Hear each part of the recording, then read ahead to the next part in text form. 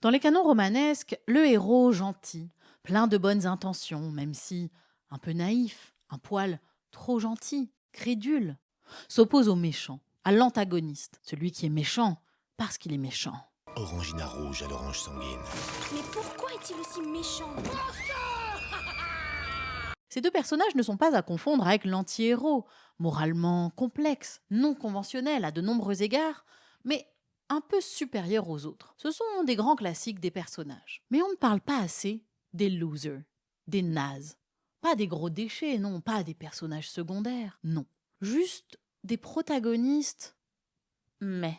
Are you employed, Mr. Lebowski? Employed? Et moi, j'aime les losers. En littérature, en tout cas, hein. Calmez-vous. Enfin, je peux pas non plus dire que j'étais qu'avec des champions. Je m'égare. J'espère vous convaincre de laisser une chance aux losers en littérature à travers une petite sélection personnelle, un cru d'exception qui saura vous surprendre au royaume des petites nullités ordinaires. Je clarifie, car après ça va me tomber dessus dans les commentaires. Quand je dis un loser, c'est pas un compliment, ça on est d'accord. Mais dans le sens dans lequel je l'entends, c'est pas non plus méchant, c'est pas une injure. Déjà, je pense que l'être humain moyen est plutôt un loser. Évidemment, chacun a des degrés différents. Pour matérialiser ma conception du loser, j'ai créé cette matrice.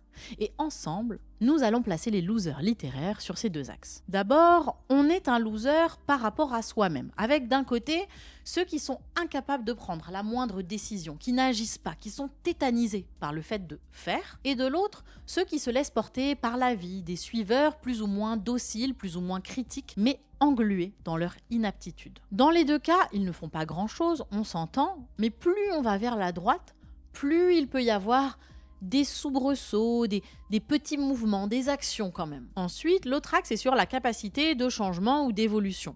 Est-ce que cette capacité est négative, nulle, quasi nulle, ou est-ce qu'on perçoit à certains moments des soubresauts de sagacité plus ou moins pérennes, des possibilités de changement qui viennent du personnage? Ce second axe est très lié à sa réponse face à son environnement, les autres autour de lui. Voilà donc la matrice. Et oui, on est sur du classement rigoureux et scientifique. Je ne laisserai personne dire le contraire.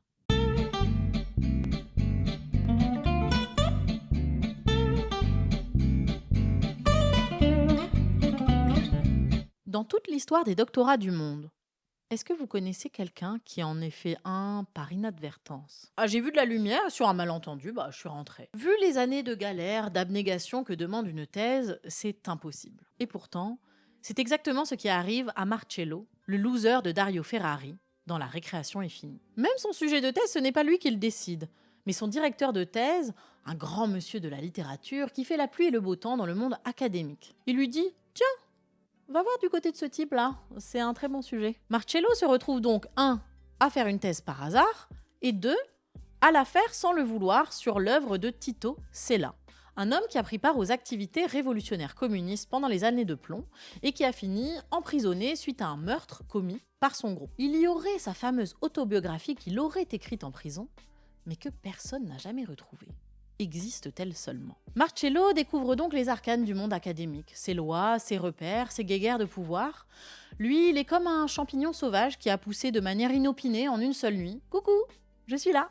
Je fais quoi maintenant? Il est aussi en couple sans savoir vraiment ce qu'il en pense de sa relation. Sa copine semble trop bien pour lui, mais en fait, rien ne semble avoir de l'importance réelle pour lui. Il se laisse porter là où le vent, c'est-à-dire les autres, l'emmène. Il me fait vraiment penser au questionnement de Schopenhauer dans Essai sur le libre arbitre. Est-ce que l'homme décide ou est-ce que les décisions que l'on prend sont équivalentes à l'eau du fleuve qui décide de couler? Et finalement, même si l'on croit choisir, on ne fait que ce qui est inévitable. On ne pouvait pas faire autre chose. Au passage, c'est un très très bon essai. Moi, c'est vraiment ce livre qui m'a réconcilié à l'époque avec la philosophie, quand en fait je me suis rendu compte que c'est possible de comprendre ce que les philosophes veulent dire juste en les lisant. Oh, I didn't know that. Le roman alterne avec une grande intelligence entre la vie de Marcello et celle de Tito Sella, autour de ce nœud dramatique sur ce qui est vraiment arrivé au groupe révolutionnaire de Tito. Et c'est cette quête, d'abord juste un travail à faire, qui devient presque une obsession de recherche de la vérité, qui va contribuer à faire évoluer notre protagoniste loser. Certains choix conditionnent toute une vie. Et jusqu'à présent, j'ai toujours eu tendance à faire ces choix-là par hasard. Si j'avais dû prendre la même décision 5 minutes plus tard, j'aurais facilement pu faire tout le contraire. Et je ne crois pas avoir affronté un moment crucial de mon existence, armé du moindre début de réflexion, ni disposé à me fixer des objectifs, à long ou même à moyen terme. Je m'efforce de ne rien faire et de tout remettre à plus tard, jusqu'au moment où, toutes les possibilités envolées, je peux regagner mon cocon d'inefficacité et m'y abandonner. Autre option, je cède à l'inertie et constate que j'ai fait quelque chose sans l'avoir jamais vraiment décidé, blotti dans une rassurante cocagne d'irresponsabilité. Il y a 2 ans, saisie par une éphémère fascination pour l'Extrême-Orient, ma mère m'a plus ou moins obligée à lire un ouvrage qui soulignait, entre autres, un trait caractéristique de la mentalité chinoise. Au lieu d'agir avec un but en tête, le sage laisse les circonstances le mener où elles veulent, sans s'obstiner comme les Occidentaux à vouloir être maître de son destin. Si mon analyse est la bonne, ce qui compte n'est donc pas que je sois paresseux, mais que je sois, au fond, l'archétype du sage taoïste. L'écriture est truculente, avec ce loser torturé entre 2 figures pour le moins étonnantes. D'un côté, Rambo, l'homme d'action dans la jungle, conduit par son corps et sa force, un être agissant, et de l'autre, Oblomov, le philosophe avachi, celui qui n'agit pas. Même si c'est difficile d'avoir une sentence aussi définitive, je crois que c'est mon livre préféré parmi tous ceux que j'ai lus l'année dernière. Et je sais qu'il plaira à beaucoup de gens. La narration est élégante, le rythme maîtrisé, les personnages merveilleusement bien calibrés dans ce petit monde provincial. Marcello, ce loser magnifique, se distingue des autres par le fait qu'il se laisse totalement porter par les événements. Les choses arrivent et le miroir tendu en creux envers le lecteur est celui, sans méchanceté, qui pose la question suivante. Et toi ? Qu'as-tu vraiment décidé ? Lui, en définitive, il se positionne ici sur la matrice. Il se laisse porter, mais il est capable de fulgurance. On entrevoit des possibilités de changement. Cette vie, notre vie, sous beaucoup d'aspects, n'est qu'un malentendu bizarre, pas très sérieux. Mais la posture face à ce constat n'est pas nécessairement le cynisme le plus noir ou l'abandon complet, plein de fatalité. Non, on peut se surprendre soi-même par sa capacité à composer, négocier perpétuellement, sans être dupe de soi-même ni des autres. On revient un peu à Schopenhauer qui disait que la seule interstice de libre arbitre que nous possédons, c'est de nous connaître parfaitement pour pouvoir anticiper et sonder nos choix, nos actes. Bref, lisez Dario Ferrari, La récréation est finie. C'est drôle, c'est fin, c'est divertissant, c'est émouvant. Ça ne se repose pas et même quand on l'a fini, vous savez, on le garde avec tendresse sur l'étagère en pensant à la chance qu'on a eue de pouvoir le lire pour la première fois et aussi au bonheur qu'on aura à le relire. Un jour, c'est sûr. Peut-être certains diront que je triche avec celui-là, car 1. Le personnage d'Oblomov est convoqué dans le livre de Dario Ferrari, et 2. J'ai déjà fait une vidéo au sujet de ce livre. Mais en fait, il n'y a pas de tricherie quand on fait soi-même les règles pour soi-même. Comme les sénateurs qui votent leurs propres augmentations. C'est bizarre, ça augmente chaque année. Et puis c'est la toute première vidéo de ma chaîne, j'ai bien le droit de la mettre un peu à jour. Elle savait pas qu'elle serait encore là 8 ans plus tard. Quelle naïve. Oblomov est un noble russe. Il est le dernier de sa lignée. Il a une immense fortune. Des terres en veux-tu, en voilà, des vassaux, des responsabilités. De nombreuses choses à faire, des affaires à gérer dans tous les sens. Seulement voilà, Oblomov est le prince de la position allongée. Enfin, parfois il se redresse pour mieux s'asseoir. Mais il n'est pas une vie de carcasse, non, car il pense constamment à tout ce qu'il a à faire, tout ce qu'on attend de lui, cette lettre à écrire, cette visite à faire. Mais pour Oblomov, la pensée seule devrait suffire. Enfin, toutes ces choses à faire, ces temps à prévoir, ces temps d'action qui auront d'autres conséquences et qui nécessiteront d'autres ajustements par d'autres actions, et ce, à l'infini. La position allongée n'était pas pour Oblomov un besoin comme elle l'est pour un malade ou quelqu'un qui a du sommeil. Ce n'était pas un hasard comme pour un homme fatigué, pas non plus une volupté comme elle peut l'être pour un paresseux. C'était l'état normal. Si vous pensiez avoir une forte capacité de procrastination, eh bien, sachez que ce philosophe clinophile met tout le monde à terre dès la première minute. Et si Oblomov rend fou son domestique acariâtre, ronchon, fainéant, Zakhar, les deux ont une relation digne d'un vieux couple dont l'attachement se perçoit dans les disputes et les prises de bec toujours renouvelées. « Un mouchoir, vite ! Tu aurais pu le deviner sans qu'on te le dise. Tu ne vois donc rien !» lui fit sévèrement remarquer Oblomov. Zakhar ne manifesta aucun mécontentement, ni même aucun étonnement devant ce rappel à l'ordre de son maître.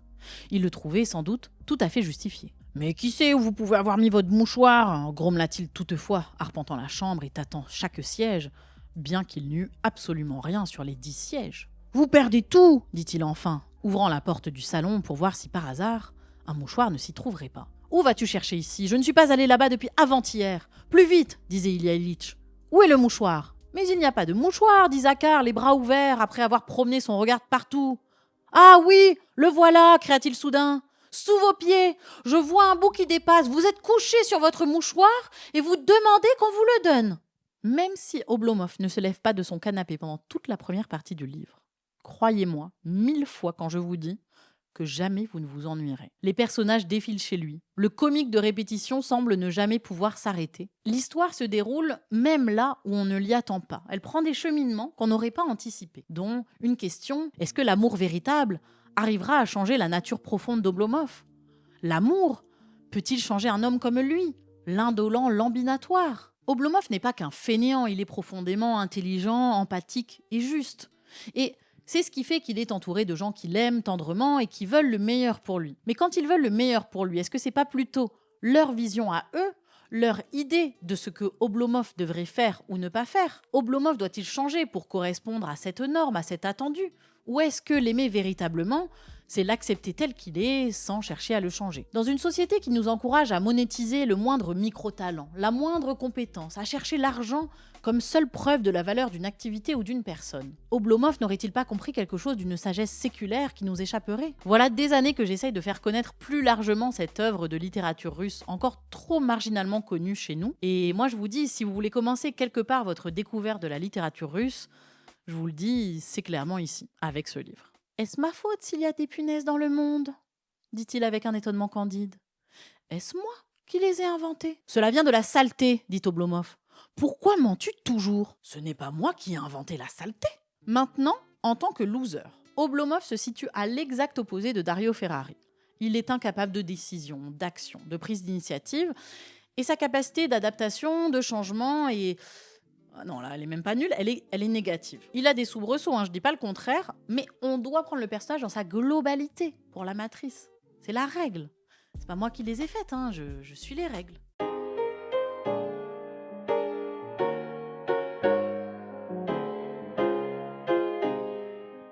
On fait un saut dans l'espace et dans le temps pour parler d'un loser contemporain.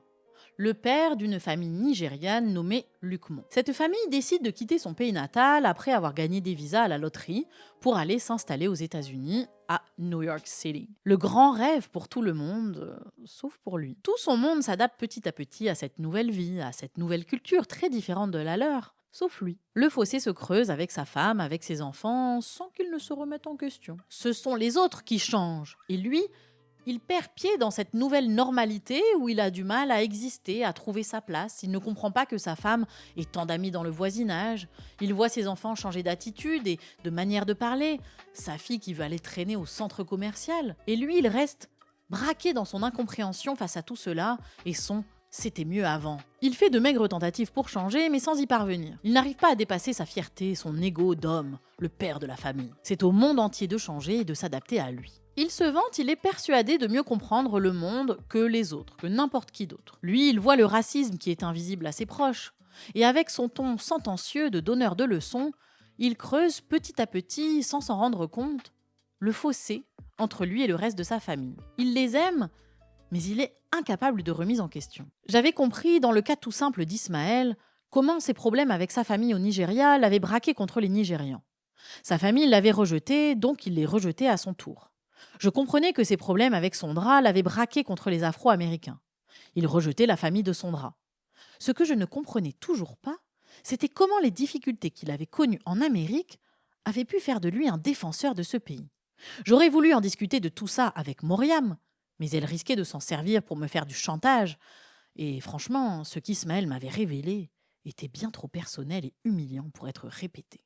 Il est tout le temps ambivalent, énervant. Vous savez, cette manière d'être agaçant comme seuls les papas savent l'être. Et si j'ai trouvé de la longueur dans la première partie qui s'étirait un petit peu trop pour moi, le dernier tiers du livre impulse un changement qui permet d'apporter une nouvelle dimension au personnage que j'ai trouvé vraiment excellente et qui excuse, ou en tout cas justifie ce choix narratif qui donne cette impression de lenteur de la première partie. Si Sefi Hatta parle bien de racisme, d'adaptation, de rôle dans un foyer, de patriarcat, de violence intrafamiliale aussi, elle le fait toujours avec des biais et des prismes narratifs qui nous surprennent, dont on n'a guère l'habitude. Et c'est très rafraîchissant. Luc Mon est un loser très problématique, oui, mais auquel on s'attache quand même, au moins sous certaines mesures, et on arrive à comprendre les difficultés, les soucis qu'il rencontre, sans rien pardonner de ses excès ou de l'aura néfaste qu'il déploie sur son entourage. En fait, on se dit même que sa famille a une patience incroyable avec lui et qu'il devrait être un petit peu plus reconnaissant. Concernant la place de ce loser, lui, il est vraiment loser.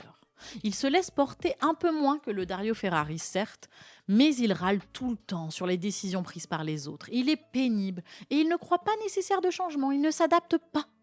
Donc, je le placerai ici, sur l'acte de la loseritude.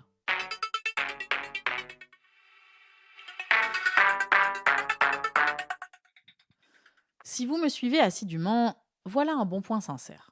Parce que vous savez que j'ai aussi déjà parlé de ce livre dans ma sélection de littérature géographiquement éclectique. Mais là, on parle de loser et ce personnage a tout à fait sa place dans cette sélection. C'est une loseuse semi-accidentelle parce que le personnage est englué dans une vilaine dépression.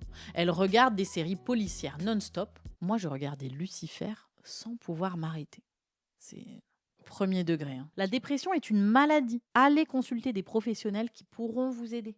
Et elle est perpétuellement dans un état de déconnexion avec le monde qui l'entoure, avec les autres. Vraiment pas cool, on recommande pas. Peut-être que sans sa dépression, elle ne serait pas dans ce palmarès, mais nous, on la prend comme elle est. Et en l'état, elle a parfaitement sa place. Elle se laisse diriger par les autres, elle est incapable de prendre la moindre décision, et ce, dès le début du livre. Sa mère l'envoie assister à l'enterrement d'une tante éloignée, car quelqu'un doit bien représenter la famille, donc ça tombe sur elle, la proie facile dont on sait qu'elle ne va pas trop maugrer. Je compris à quel point il était stupide d'attendre de mon père qu'il aille à l'enterrement de sa tante, ou à n'importe quel enterrement. Je ne pouvais même pas me l'imaginer se montrer à ses propres funérailles. Pendant une très grande partie du livre, le conflit qui l'anime est de taille. Elle doit absolument faire pipi.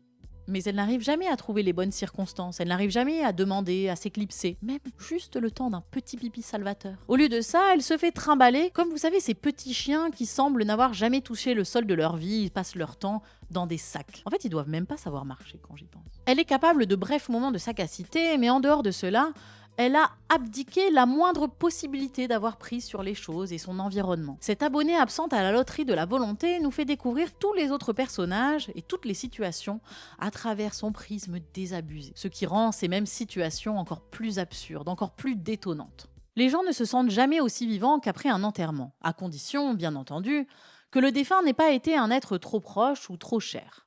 Ils ont tous dans un coin de la tête le fait que, la prochaine fois, ça pourrait bien être leur tour. Alors oui, c'est une loseuse pour laquelle on a un peu de peine, sans doute davantage que pour les autres, mais elle reste une loseuse quand même, qui se fait un peu malmener, un peu trimballer, un peu utilisée, un peu houspillée par tout le monde. Sur l'axe de la losererie, je la mettrai assez neutre, car elle alterne vraiment entre incapacité décisionnelle et le fait de se laisser porter, mais des éléments sauront vous surprendre et la place tout de même plus haut que les autres. Elle a d'importants moments de changement que je ne dévoilerai pas ici, car je ne suis pas comme ma sœur qui m'avait dévoilé la fin de Gladiateur alors que je lui avais demandé de ne pas le faire pour ne pas me gâcher le film.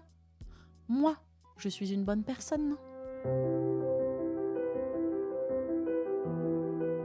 Je n'ai jamais eu l'opportunité encore de vous parler d'Adolphe, de Benjamin Constant. Et je m'en frotte les mains. À lui seul, il incarne, il commence, il termine une sous-catégorie précise, le loser amoureux. Et qu'est-ce qu'il est sublime de nazerie. J'ai adoré le début du roman, le personnage fait un portrait désillusionné et en même temps très conscient à la fois de lui-même et de la cour qu'il a rejointe. Pendant quelques mois, je ne remarquais rien qui pût captiver mon attention. J'ai été reconnaissant de l'obligeance qu'on me témoignait, mais tantôt ma timidité m'empêchait d'en profiter, tantôt la fatigue d'une agitation sans but me faisait préférer la solitude au plaisir insipide que l'on m'invitait à partager. Je n'avais de haine contre personne, mais peu de gens m'inspiraient de l'intérêt. Or, les hommes se blessent de l'indifférence. Ils l'attribuent à la malveillance ou à l'affectation. Ils ne veulent pas croire qu'on s'ennuie avec eux naturellement. Le narrateur est un jeune homme de bonne famille et il se met à fréquenter une femme plus âgée que lui. Ils deviennent amants, très amoureux, Et alors que son intérêt à lui s'étiole, il n'arrive pas à rompre avec madame. Dans un monde de convenance où la réputation est si importante, il passerait pour un sale type. Bon, il l'est, mais ça entacherait la réputation de sa famille, et ça c'est non. Incapable de prendre la moindre décision qui blesserait soit sa famille, soit la femme en question, il choisit la lâcheté, la non-décision qui conduit fatalement à la rancœur, à une forme de pitié. Vraiment sympa ce personnage. Il est dans l'auto-apitoiement perpétuel de ses propres non-décisions et il y a un côté un peu jouissif, un poil sadique à le voir s'enfoncer encore et encore dans la non-décision. Tout ça parce que Choupinou n'arrive pas à rompre. En vrai, on rigole bien, il s'agit de fiction, mais il n'empêche que c'est quand même affligeant de voir à quel point le « je n'attends rien mais je suis quand même déçu » s'applique encore une fois à un personnage hétérosexuel masculin, incapable de rompre une relation. Bon, et bien sûr, je vais vous lâcher une petite anecdote personnelle. Un jour, je fréquentais un gars et j'avais décidé de rompre avec lui. C'était difficile pour moi, j'avais pas l'habitude d'avoir ces conversations-là, mais j'en étais fière, on s'est vu, je lui ai dit, bon, c'est très difficile de le voir un peu se liquéfier devant moi. Peut-être que ça a pu me faire dire des choses ambiguës, mais en tout cas, je suis rentrée chez moi, l'esprit léger, convaincu d'avoir fait ce qu'il fallait faire. Et bien, c'est pas que le lendemain, il m'appelle et il me propose une activité pour le week-end suivant avec tous ses collègues. Il me dit « Ouais, tout le monde a hâte de te rencontrer, là, là. »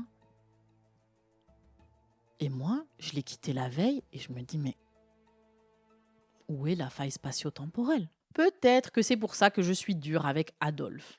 Peut-être que je me reconnais en lui. Surtout que j'ai fini par faire ce que toute personne mature et saine aurait fait à ma place. Je l'ai ghosté. Alors c'est pas bien, faut pas le faire, mais pour ma défense, il avait pris l'habitude d'essayer de m'appeler en boucle pour espérer que je décroche, et ça c'est vraiment pire que ghoster. Enfin bref, voici ma proximité personnelle avec ce roman publié en 1816, comme quoi l'amour et sa débâcle a toujours été un sujet universel. En tout cas pour moi. Adolphe, du coup, je le mets là sur l'axe, parce que oui, il a des moments de prise de conscience sur ce qu'il devrait faire, mais il se retrouve toujours englué, incapable de la moindre décision. Je vous jure, à un moment, vous avez envie de le prendre par les épaules et de le secouer. Ça devrait pas être difficile. C'est un peu comme un pansement. Oui, ok, ça va te faire un peu mal sur le coup, mais il vaut mieux l'enlever que le laisser se détériorer et infester la plaie. Et amputer le bras. Non, on n'est pas dans l'exagération.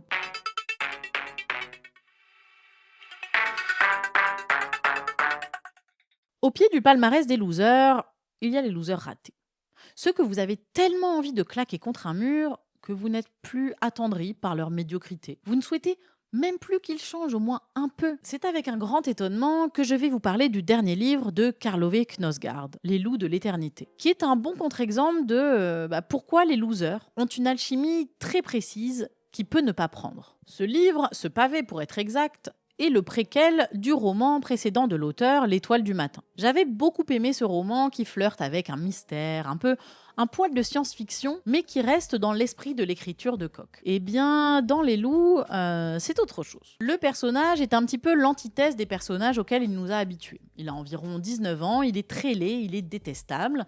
Il revient de son service militaire où il a été cuisinier, et le voilà qui retourne vivre chez sa mère qui les élève seul, lui et son petit frère. Leur père est décédé dans un accident de voiture il y a environ 10 ans. La mère galère, elle fait le ménage, des petits boulots, tout ce qu'elle peut, et elle demande à son fils de 19 ans de faire le nécessaire pour participer, que ce soit à la maison, en faisant la cuisine, le nettoyage, en s'occupant de son petit frère, en trouvant un travail, bien sûr. Et lui, il râle tout le temps. Il est ronchon comme un adolescent mis devant une faute qui l'embarrasse, il se cherche des excuses, il n'est pas fiable, il met des plans tout le temps à tout le monde. Il se croit plus intelligent que les autres et il méprise à peu près tout le monde. Il est incapable de la moindre interaction normale, même avec ses amis.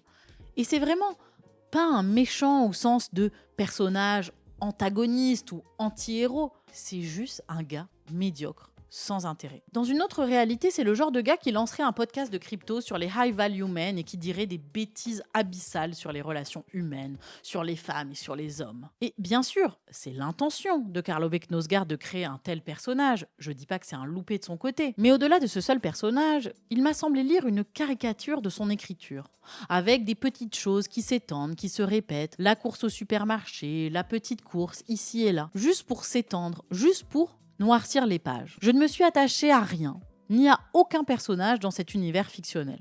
J'ai arrêté les frais aux alentours de la page 300, car j'estime que c'est l'équivalent d'un roman entier chez d'autres autrices. Alors oui, peut-être que je suis passée à côté de quelque chose, et je parle, encore une fois, du personnage, de cet univers, sur seulement 300 pages. Mais je voulais vraiment le mentionner, car moi, je vous ai parlé de manière tellement dithyrambique du cycle autobiographique de Karl Ove Knausgaard. Je vous ai encouragé à le lire, je vous ai fait gagner des livres, je vous ai même fait le lire avec moi dans une lecture commune. Bah voilà, il faut aussi que je puisse vous dire quand ça l'a pas fait et quand pour moi, c'est un ensemble d'éléments qui pas juste m'a un peu lassé, mais m'a vraiment énervé. En plus, De Noël publie ses livres à tellement d'années d'écart que c'est un peu comme Stranger Things. En fait, je me souviens plus de rien. Et pardon, mais je vais pas relire un pavé de 1200 pages pour pouvoir recontextualiser un autre pavé de 1200 pages. Un peu de sérieux quand même, ressaisissez-vous De Noël. En tout cas, voilà pour moi un exemple de loser. Inintéressant, raté. Et c'est le comble pour un loser. Il n'aura même pas sa place sur cet axe. Bouh. Que voulez-vous que je vous dise? J'adore les losers. Il y a du sublime dans un loser flamboyant qui se connaît, qui s'assume comme tel, qui se voit dans l'entièreté de sa petitesse et qui, loin de s'en attrister ou de la blâmer sur autrui, l'accepte comme un élément singulier de sa personne. Ne vaut-il pas mieux être un merveilleux loser littéraire qu'un personnage qui manque d'aspérité, qui est par essence juste, brillant, ou un personnage qu'on a l'impression d'avoir vu ou lu de multiples fois? Et puis les losers littéraires font du bien, parce que leurs histoires s'éloignent, ou en tout cas, elles traitent différemment des thèmes violents, sombres, déprimants. Ils permettent d'avoir comme une couche un peu tampon qui fait du bien, une petite mousse rebondissante qui permet de pas tous prendre dans la tronche. Parce que on est tous des losers. Enfin, vous surtout. Désolé, c'est la stricte vérité. Regardez la Matrice.